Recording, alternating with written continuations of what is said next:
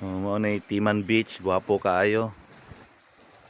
Gwapo jud kaayo, murag Boracay pero itong version. Ligo mi diri sa Timan Beach. Nindot na siya pero daghan lang siya og mga basura og limpyuhan pa ni. Mura gyud pang international beach, oh. Lapad kaayo og lapyahan.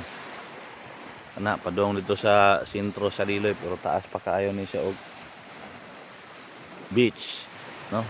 Nga lipod nga side. Ya padong po nagsalog, no? Linaw kaayo ang tubig. Nindot yun ni siya. So dito sa Timan Beach, ang nakanindot pud ani, bisan nagwa po ni siya limpyo na po yung mga hotel-hotel diri, no?